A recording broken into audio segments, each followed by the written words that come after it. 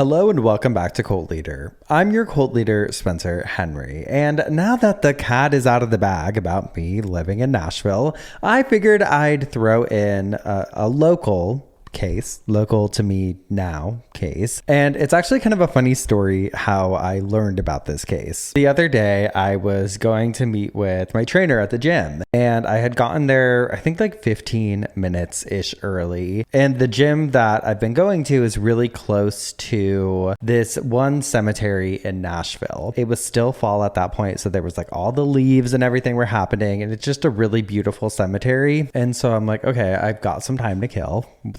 Let's pull in. I said to myself, pulled into the cemetery, and I'm driving around. There's some beautiful tombstones in there. Some of them are like hundreds of years old. And whenever I see an interesting one, I'll usually stop and try and look into the person. What was their life like, especially if they have a huge epitaph or this massive, memorial at a cemetery. I'm like, okay, clearly this was an important person. Like, what's the deal here? What was their career? How did they get to this point? Were they from a wealthy family? All of the questions that one might come up with. And then I started looking into the notable tombstones there and ended up through that research learning about today's case that I'm going to be talking about. And it actually has nothing to do with the cemetery in particular, but it's a case that I had never heard of before. Even if you aren't fully familiar with Nashville, you may have heard of the iconic Bluebird Cafe. It's a well-known spot, kind of a tourist trap, to be honest. It's where artists like Garth Brooks and Taylor Swift scored their big record deals. And every year, at least 70,000 visitors pop in to see the best up-and-coming songwriters. If you've ever seen a single episode of the television show Nashville, you've heard of the Bluebird Cafe. It's iconic in its own right. And just because I'm calling it a tourist trap doesn't mean don't go, because people say that about the Grand Ole Opry, and I'd go there every single night of the week if I could. Sometimes the touristy stuff is fun. And that's someone I was born in a tourist location, right? San Francisco Bay Area, very touristy. Spent, all of my 20s and early 30s in the Los Angeles area, also very touristy, and a lot of the fun stuff is touristy. I'm not too cool, I'll tell you that much. I'm very much living a tourist life right now, but surprisingly, I've yet to go to the Bluebird Cafe. It's on my list of places that I want to go. Tell you what, you go across the street to Doughbird and they've got some mozzarella sticks that'll knock your socks off. That I can tell you. That's a lived experience. That's a secret from a new local. But Green Hills in the 1970s wasn't the shopping and entertainment destination it is now. I mean, now anyone you bring up Green Hills, they're usually going to talk to you about the mall here. And in fact, back then, the Bluebird Cafe didn't even exist yet. But back then, it was this quiet, tree-lined pocket of Nashville, full of tidy lawns, brick houses, and families who never even thought about moving. It was the forever home kind of place. Upper middle class, parents with steady jobs, kids in a good, well-funded public school or private school now, casseroles in the oven, Sunday church outings, you know the vibe. People knew each other's kids and dogs by names. You could leave your bike out in the front yard overnight and count on it still being there in the morning. Police calls were mostly just dumb neighbor disputes, cats stuck in trees, maybe a petty theft here or there, but not the kind of crime that makes the news. I mean, sure, if you zoom the map out, Nashville itself wasn't crime-free, even in the mid-70s. In early 1975, there had been two really disturbing cases tied to the local universities. First, when a Vanderbilt student, Sarah Des Prez, was murdered on February 2nd, and on February 17th, a Belmont student was raped near campus. Belmont's another private Christian school, I believe, in the area. What's the other one? Lipscomb is another big one here. I think one of the Chrisleys goes there or went there. But those felt like city problems, right? Like not Green Hills problems. Parents were only worried about what was going on in their own cul-de-sacs, and their kids weren't walking around Vanderbilt dorms or Belmont parking lots, so what's the worry? Green Hills was safe, and that's all they cared about. I mean, even now, I would say the scariest thing about Green Hills is probably the traffic on Hillsborough. If you know, you know. That kind of environment gives kids a special freedom, right? An incredible amount of freedom to run amok. The 70s were a time of serial killers and cults, sure, but it was also still a time when your mom would just tell you to come home before dark, And that was considered perfectly responsible parenting. Kids roamed in packs on their bikes, cut through backyards, knocked on doors and ran away. They played horse in their driveways, set up lemonade stands, and of course, marched around selling Girl Scout cookies. It's like Stranger Things vibes without the Demogorgons, which is the new. I started watching Stranger Things. I'd only seen a few episodes ever in my life. So this past weekend, the champ and I binged the entire thing. And well, not the entire thing. I'm not caught up yet. I'm on maybe about to start season 3. Anyway, we got to talk about the Trimble family. That's who we're talking about today. And they fit right in. Charles Trimble, an MBA and Vanderbilt grad, worked in industrial supply, and he was a low-key, very dependable kind of guy. And Virginia, his wife, was a kindergarten teacher. Basically, she carried the household. People always described her as calm and steady under pressure. Her discipline was more like arms crossed in the doorway of your bedroom than screaming at you to clean up after yourself or do your homework. Like she was born with the patience to be a mom. But she'd probably give credit to the major spiritual conversion she'd had a few years earlier, which led her to lean on prayer to get through. Whatever it was, it worked. The house ran like clockwork with very minimal drama. Their daughter, 9-year-old Marcia Virginia, was smart, quirky, loved to laugh. At least when she was comfortable around someone. She was a little shy with people she didn't know well. One of her classmates later said she was funny in that sharp, observational kid way. She loved Little House on the Prairie, Donny Osmond, roller skating, drawing, and writing stories. And she had recently actually written one called The Vanishing Treasure Chest, about a girl who was haunted by 2 mysterious men. Classic imaginative kid stuff. She was also a little entrepreneur. She was out there hustling the Girl Scout cookies like a pro, okay? She kept the money in envelopes in those little coin wrappers. Well, technically, I think it was quarter wrappers filled with pennies, which is very on brand. A kid running her own tiny side hustle, right? And her older brother, Chuck, was the more athletic one. The jock, the very social type. He was almost always outside with friends, and Green Hills had a whole crop of kids clustered in the same age range to hang around with. One of the closest little friends to the Trimbles was a 10-year-old named March Egerton, who lived right across the street and was practically like family. They all roamed around after school in their own little world, doing all the usual kid stuff, including something called curiosity games. Marcia was already out there writing plot lines about mystery men, love triangles, kids. I was taking the heads off Olivia's Barbies and God knows what else I was getting into, blowing shit up in the backyard. There were also some older kids on the street, like a 15-year-old named Jeffrey Womack.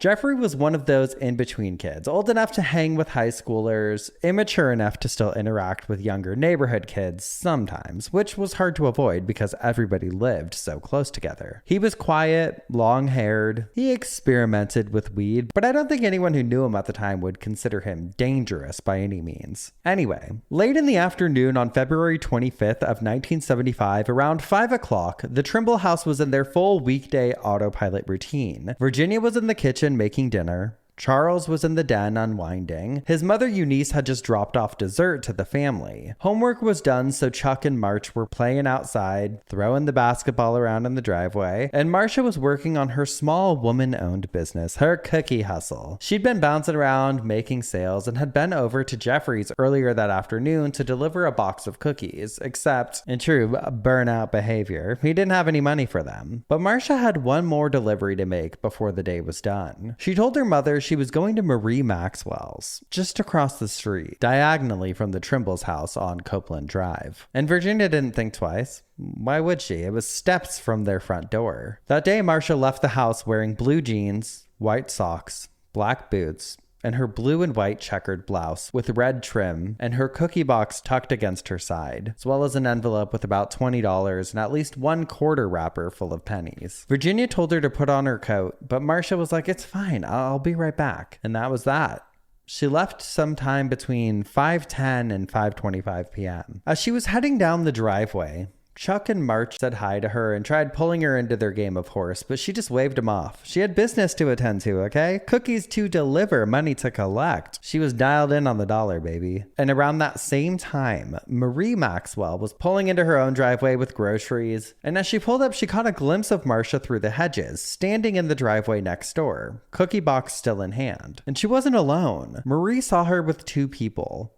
one small and one taller. She later said she was 99% sure the smaller person with her was March Egerton, which tracked. He had just been with her brother across the street and they spoke. But the taller person, no one knows who that is. Or was. And it gets weirder. Within the next 15 minutes, two completely separate people claimed they saw a girl who looked exactly like Marcia Trimble, nowhere near where she was supposed to be. The first sighting was around 5:30 p.m. at Estes and Hobbs, about a third of a mile from Copeland Drive. Close enough to walk, yeah, but far enough to make you wonder why she would even be all the way over there. The witness said the girl resembled Marcia, same build, same hair, same vibe, but she wasn't carrying a cookie box with her. The witness described her as looking a little unsure, maybe confused, like she didn't quite know where she was supposed to go. Another person claimed they saw a girl with a similar description a few minutes after that, but further up Hobbs, near the Getty's Douglas Tree Nursery. If that was Marcia, then what in the world pulled her that far from a simple 2-minute errand? Did one of the boys take off with their cookies or cash and she ran after them? Was she lured away by something or someone? Did she get turned around, distracted? Was she upset and got lost? I mean, who knows? While all that was happening, another little detail slid into the timeline. Jeffrey Womack walked into Peggy Morgan's house. It sounds random, but Peggy ran an informal daycare and Jeff floated in and out of there a lot.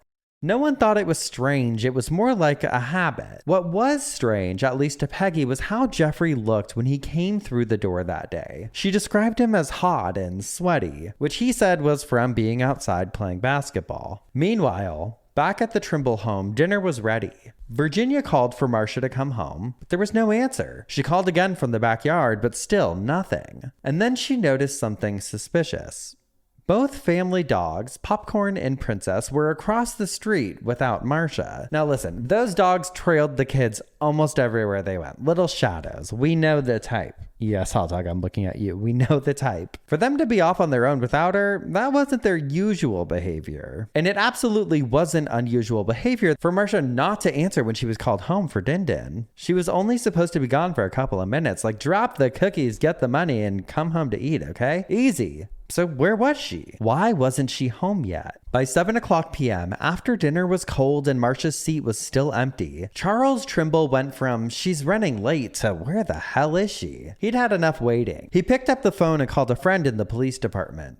Detective Sherman Nickens, just asking for basic advice, not really sounding alarms yet, just like, what should I do? And Nickens told him what any seasoned cop would tell a worried dad. Yeah, take a drive around the neighborhood. Kids wander off, or they get pulled into some game, or they just trail off, and half the time you just have to go retrieve them from whatever they've gotten distracted by. So Charles and Chuck did exactly that. Charles took the car and drove slowly up and down the neighborhood streets. Chuck rode his scooter and checked all the corners and yards he could think of where Marcia might have gotten sidetracked. But nothing, no sign of her, no cookie box, no kid, no movement, nothing, and no one that resembled her. After she didn't turn up after a sweep of the neighborhood, it was clear something was very, very wrong. Nickens went ahead and made his way to the Trimble house, and youth guidance officers began showing up too, expecting this to be the kind of call that usually gets resolved within an hour. Like, the kid wandered off too far, or they went to the wrong house, or they got scared and hid for a little bit. I mean, who knows? The usual, right?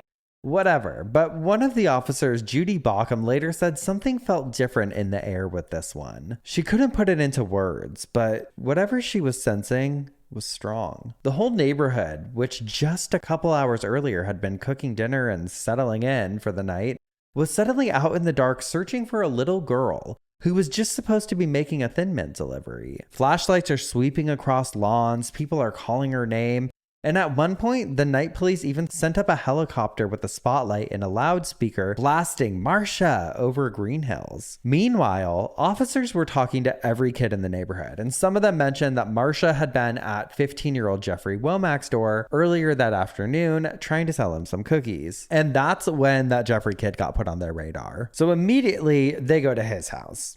They knock, they look around, but there's no sign of Jeffrey. But now he was definitely someone that they wanted to talk to. Somewhere between 9:00 and 10:00 p.m., Jeffrey walked right on over to the Trimble house on his own accord to speak with the police.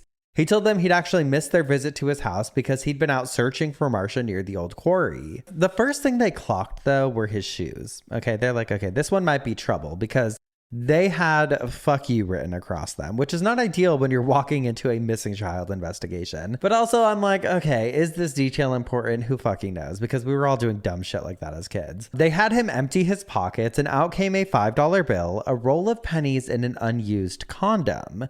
Two of those items looked familiar. Part of Marcia's cookie money was a $5 bill from her grandmother, and some of the rest was in pennies that had been stuffed into a quarter wrapper, lest we forget. Now, here's this kid standing in their living room with a $5 bill and a penny roll in a quarter wrapper in his pocket. Not long after he told Marcia he didn't have money for cookies. Okay, so what's going on here? To at least some of the officers, it looked like he might be holding pieces of the 9-year-old's missing cash. And that's when Penny Morgan, Jeffrey's neighbor, the one who ran the informal daycare that he drifted in and out of, came in hot with basically, well, Jeffrey didn't do anything. He was with me. Very protective, like very quick, and in the minds of some officers, a little too quick. How did she even know what he was being questioned about? Why jump to defend him before anyone had officially said he was under any sort of suspicion? It didn't make sense, right? It seemed like overkill, and that's when the energy in the room changed. One minute it was this missing kid call, and the next minute officers were side-eyeing this long-haired 15-year-old in the Trimble's living room. As the night went on, the Trimble house turned into a full-blown fucking command post. Okay, we had detectives moving in and out like it was an actual precinct.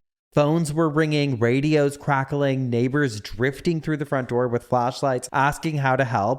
I mean, we know these first couple hours are fucking crucial in any sort of Moida investigation, right? And youth guidance, patrol, homicide, intelligence. If someone was on duty and within driving distance, they seemed to end up on Copeland Drive. It went from a handful of people to what looked like a small army. And by the end of the night, close to 200 people had cycled through the search, from uniformed officers, reserves, volunteers, reporters. Well, some of those reporters were just hovering for a quote. Well, actually, all of them were probably hovering for a quote, but some of them probably did want to help as well. So there's some decent people out there. And with that many people, the whole operation got really messy really fast. There were multiple units that were starting to do the same jobs. One set of officers would interview a kid, and then another set would re-interview the same kid 10 minutes later without seeing the earlier notes. Yards were being searched twice without anyone realizing it. No centralized tracking, no true coordination, just everyone doing everything at once. Kind of just running around like chickens with their heads cut off, right? And Green Hills wasn't the kind of place where people stayed up all night watching police work. But on that morning, the porch swings were swinging, the curtains were cracked open, and half the street looked like they hadn't gone to bed at all. What little sleep anyone had gotten was broken up by helicopter passes, barking dogs, doors opening and closing, and officers calling Marcia's name through loudspeakers. Inside the Trimble house, you could bet your ass no one was sleeping. They also weren't using the word kidnapping yet, but the way officers acted made it pretty obvious. The missing child optimism of 7 p.m. the night before was gone. Nashville didn't have a 24-hour news cycle in 1975, but the story about the missing Girl Scout had traveled fast anyway. By breakfast time, the first TV crews were already showing up, hauling cameras across the yard and angling for a glimpse of the family. One of the earliest reporters to knock was a young WTVF newcomer named Oprah Winfrey. You ever heard of her? Charles opened the door just long enough to say no before closing it again, and as he did, Virginia stepped in and told her, almost apologetically, "Please understand, our child is missing." Oprah left, but the camera stayed, and more soon arrived. There seemed to be this endless onslaught of tips coming in. They started the night before, but by morning they were coming in fast and random enough to scramble the entire map. Sightings at Centennial Park, a girl at a gas station on Clarksville Highway, someone claiming they'd seen her walking near Bucksnort. Officers were being pulled away from organized grids to chase shadows, and every one of those detours cost time the police could not afford. That was also the morning the FBI began appearing quietly in the background. No windbreakers, no federal lanyards, just a couple of agents stepping into the Trimble's kitchen for cop talk, and then quietly slipping back outside. Nobody announced their involvement. They just sort of inserted themselves. And then came the psychic. It began almost like a stunt. Chief Joe Casey himself had driven to the airport to pick up the man, flown in from New York because he insisted he could help. He wandered Copeland Drive reading vibrations and rolling a thin wire between his fingers. He stopped in front of the Trimble house and pointed confidently toward Marcia's bedroom window, and then he drifted up the hill towards the Thorpe garage, an old battered outbuilding. And when he reached the back wall, he clutched at his throat, collapsed, and gasped that she was underwater. It was dramatic, and it was also wrong. Very wrong. And then there was another tip.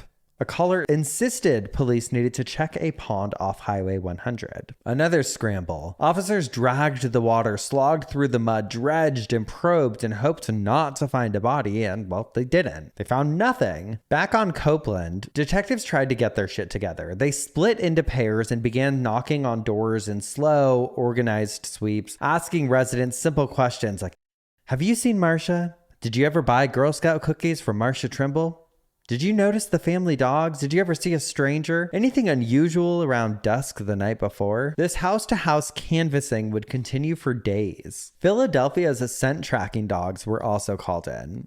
We might have talked about them before, but officers handed them Marcia's clothing and then watched the dogs sniff around on a trail through the yards, the sidewalks, the driveways, trying to find a trail. But just like the psychic, it seemed pointless. The dogs didn't find a trail strong enough to follow. As the day wore on, tips and the search pushed well beyond the neighborhood. Units started moving out towards Radnor Lake, Percy Warner Park, Percy Priest Lake, remote corners where a kidnapper might take a child or abandon a body. Helicopters swept over wooded areas. Crews checked ravines and creek beds. Every location was the right one until officers got there and discovered it wasn't. And I had actually, on Thanksgiving, that's what the champ and I did. We went over to Radnor and we did a big hike up there. And let me tell you, there's a lot of trees, a lot of forested area. 24 hours had officially passed, and hundreds of people have searched. There was still no trace, no cookies, no clothing, no disturbance, nothing. In the first 2 days, detectives quietly tapped the Trimble phone. And then a strange call came through. A man claimed he knew who had Marcia, that dangerous men, quote unquote, black Muslims, were holding her in North Nashville. That's what he told them. He begged the family to get in a car with him so he could show them where she was. Just a total fucking whack job. Weirdo, okay? And police thought it was an attempt to incite racial violence in a moment already tense, so they didn't take this seriously. They're like, we're not fucking taking the bait with this one. This guy sounds batshit. The written record of this call mysteriously vanished from the official case file. Every dramatic tip created a fresh detour. A bloody shirt in Warner Park turned out to be a man's shirt lost on a picnic. An abandoned car at the park. Nothing. That went nowhere. A kid seen running through the woods with something heavy. A report she'd been spotted at the Canadian border. But finally, on Easter Sunday, March 30th, 1975, 4 weeks and 5 days after Marcia disappeared, a man named Harry Moffat, who was visiting relatives on Copeland Drive, went out to the old backyard garage behind the Thorpe house. You know, the one where the psychic had a premonition. The one that had supposedly been checked several times. He was rummaging through the piles of junk and scrap that filled the shed, looking for a boat engine cover. As Moffat drug through the mess, something caught his eye. At first he thought it was a doll's legs, sticking out from beneath a jumble of clutter, bags, old tools, random items thrown or dropped throughout the years. But something felt off. He stared harder. The legs didn't look plastic, they looked real. He quietly called another relative over, and they both crouched down and took a stick to gently prod at what they hoped wasn't what it seemed. I mean, fucking imagine. Shock of a lifetime. They both knew, I think, right away, like, oh, shit. They went straight back inside to alert the homeowner, John Thorpe, who made the call to police. Cops flooded the scene almost immediately. Detectives who had worked on the case since day one were faced with the outcome they had dreaded but expected. Officers secured the area around the garage. I bet the psychic at that point's like, fucking told your ass. Photographers and evidence technicians were called in, and word spread faster than anyone could contain. Inside the garage, they found Marcia Trimble, lying on her back, covered partially by household debris, at least one plastic wading pool, a shower curtain or tarp-like material, and other junk that had gathered over years. Somehow this clutter had concealed her body for the entire month of the search. Her clothing was intact, Her boots, jeans, checkered blouse were still on. Her small, cold frame was stiff and pale from the cold, dry shed. Officers noted right away that decomposition was minimal, later explained by the shed's temperature and dryness. After 33 days of noise, chaos, rumors, false sightings, and frantic searching, there she was. It was Easter Sunday, so naturally the Trimbles were at church. Youth Guidance Commander George Curry got word from the scene and contacted Judy Bauckham, who was attending the same service as Charles and Virginia Trimble. They said, "Get them home now. Do not tell them why. Just get them home." Bauckham led the family out of church and drove them back toward Copeland Drive to get them to the news no parent would ever want to hear. As Charles and Virginia pulled into the driveway, their longtime friend, Detective Sherman Nickens, was waiting. He told them, "Marcia's been found.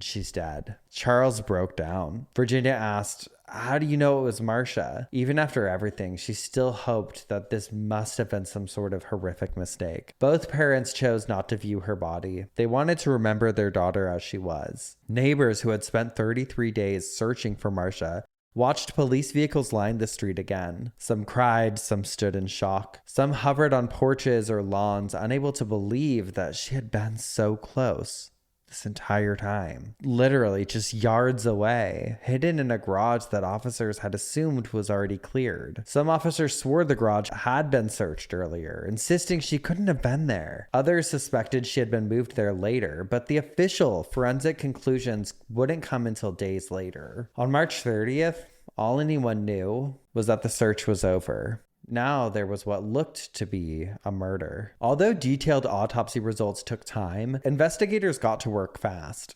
Early findings revealed she had been strangled and a small bone in her neck, the hyoid, was fractured. Within that first stretch of analysis, medical examiners confirmed she had also been sexually assaulted. The full, devastating specifics were withheld from the family at first and not widely publicized. Not immediately. Because the envelope of Girl Scout cookie payments was gone, given the small amount involved, detectives immediately suspected it was a juvenile offender or someone who knew her, especially one who had been mentioned the night she disappeared. Detectives re-interviewed every child who had seen Marcia on February 25th, every neighbor, every adult who might have been near the street that evening. Within 72 hours of her discovery, detectives zeroed in on the people who had last seen Marcia alive. Polygraph tests were ordered, witness timelines were torn apart and rebuilt, and by March 31st, the story was on every front page. Virginia and Charles withdrew from the public eye, surrounded by friends, clergy, investigators, and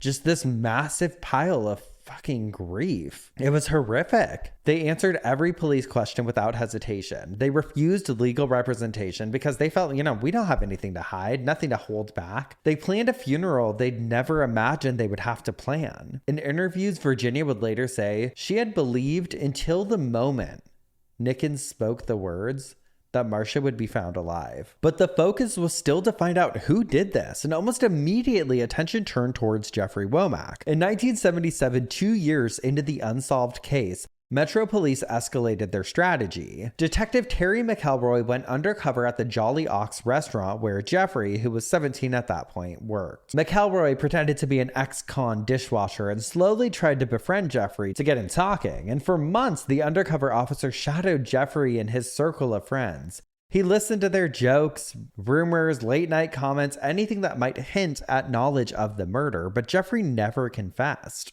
Not even a crumb. But detectives heard something that made them suspicious of Jeffrey again. Jeffrey mentioned that Marcia had been found under a tarp. This detail had not been public at the time, which fed the narrative that he knew more than he should.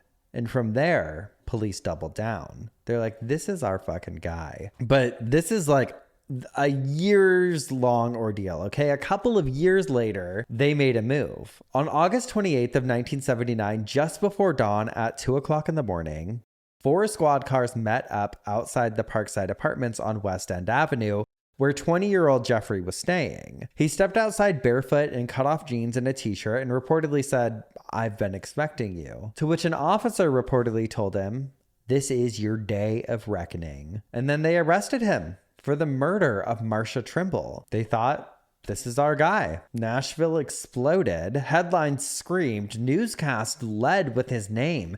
People in the neighborhood that had known him as a child whispered, "I'd always suspected something was off about him," right? Because this is how it is. This is what happens.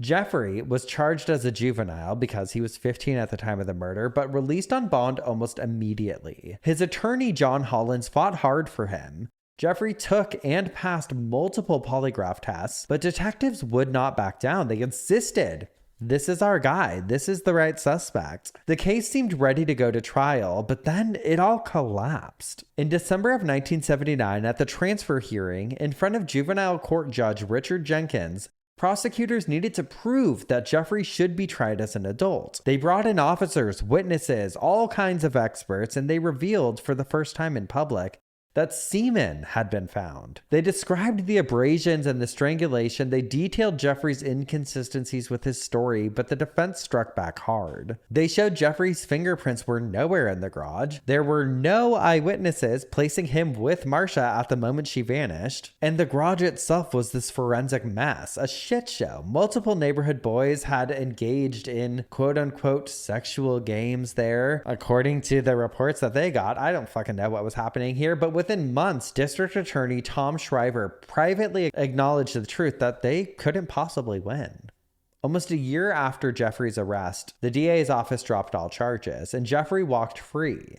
But not clean. The public no longer saw him as a curious teenager. He was now the kid who got away with the murder of Marcia Trimble. He lived with those whispers, stares, lost friendships, lost jobs, and a quiet, relentless pressure from investigators who still believed he was involved, even after all these years. Jeffrey's family moved away. His father died a few years later, reportedly just worn down by the strain. For nearly 10 years, the case sat in a box.